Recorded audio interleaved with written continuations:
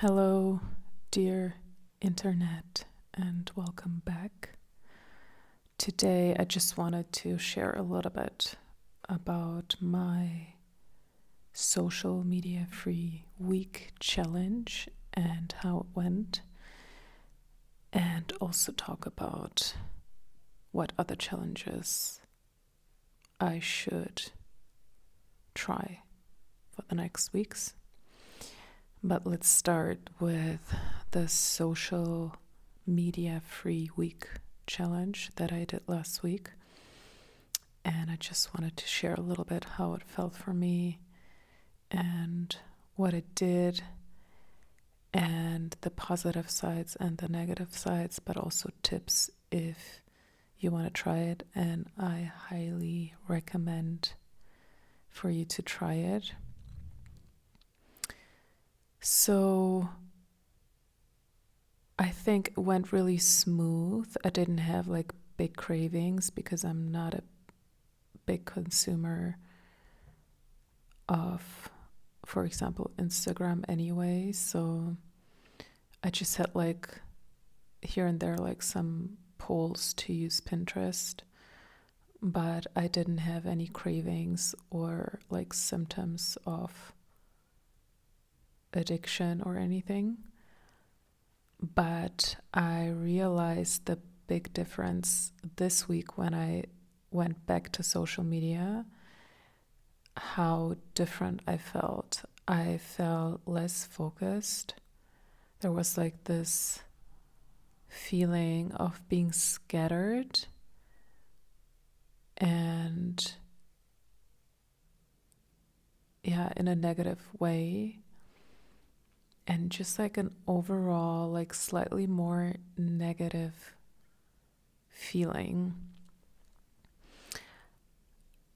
I feel like it's really a numbing tool, social media, that we got put on us. I mean, of course, like we're choosing to use social media, but at the same time, it's so hard to not use it, and the tech is not built with our well-being and health in mind. So, and we're just humans, and it just uses our weak points. And I feel like it's numbing our feelings and problems. So instead of facing them, we're just like numbing them out and maybe not living, as a consequence, not living the life that we're supposed to live and that we're here for to live. And I realized it just was overall positive for me. So what did I like about it? As I said, I had more time to feel my feelings, but also more capacity to hold them and face problems and challenges. Because I think when you use social media on a daily basis, you always have this tool of distracting yourself, of running away from your problems. So you never have to really face them unless something big happens. So without social media, without this opportunity to distract myself on a constant basis, I had to be confronted with my feelings much more. And at the same time, I had much more capacity to hold the negative feelings and to hold my problems and to actually face them and take action. And I think that's so important.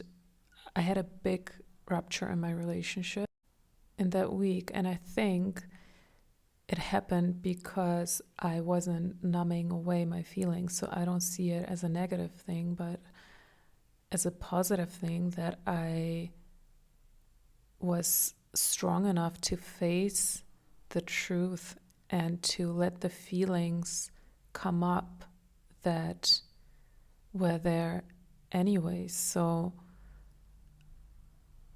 I'm just realizing how big of an effect social media has on us because of this function of numbing everything away and not facing our challenges. So we're living like these numbed lives.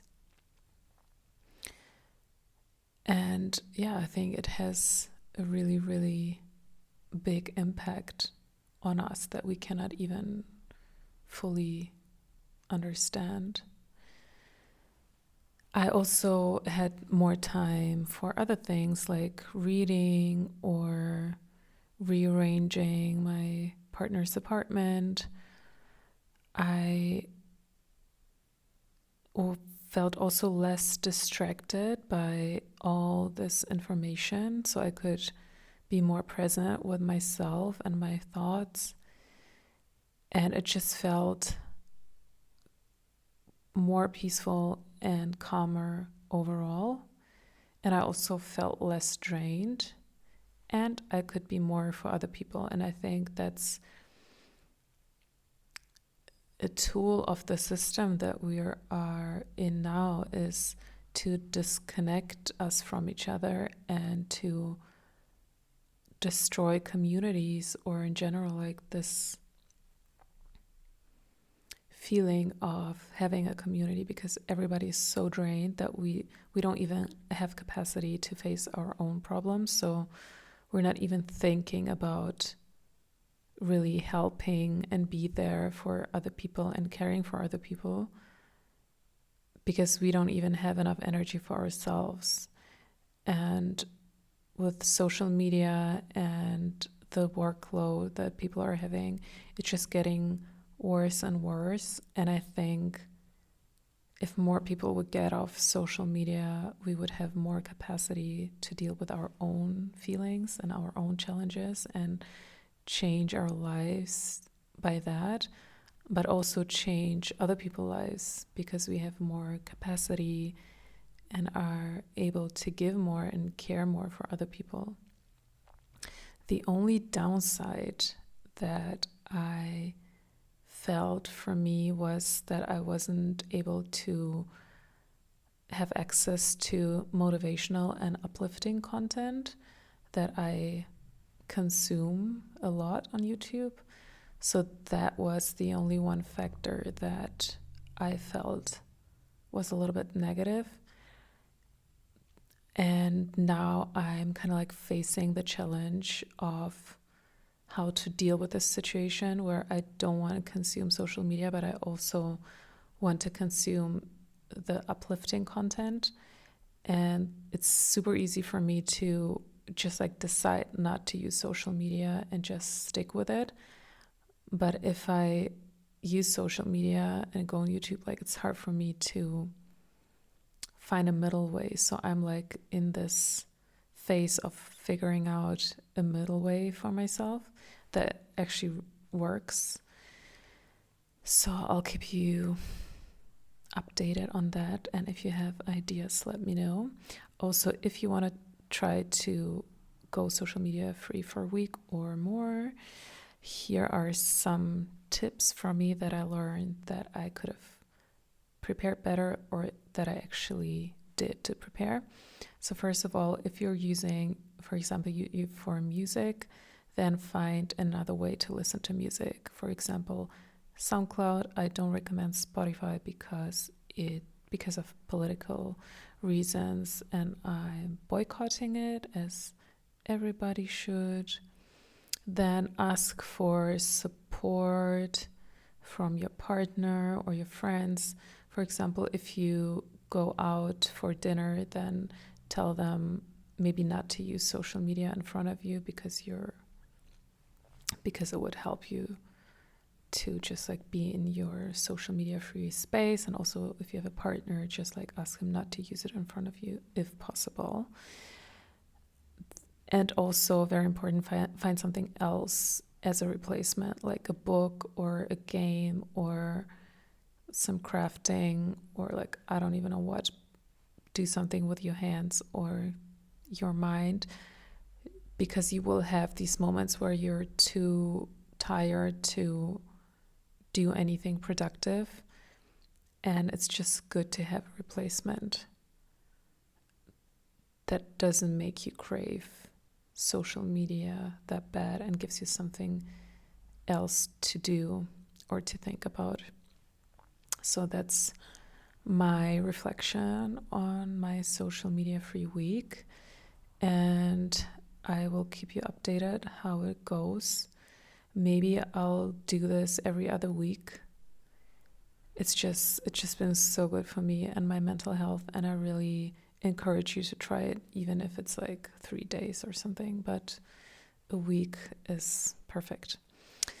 And I'm really into experimenting with my life and habits and everything. So I want to do another challenge, and I'm very open to ideas if you have any. Some ideas that I have is to do an art challenge, to create a piece of art every day, like paint something or draw something or do whatever, like craft something out of trash, or I don't even know. That's one idea that I have. And the other idea is to self-pleasure for a week and see how my life transforms. And no, it's not a taboo topic. Sexuality is our nature. Our bodies are not taboo. Nothing about our bodies. And sexuality should not be a taboo topic. So let's talk more about it. And yeah, if you have any ideas on challenges I should try for a week, let me know.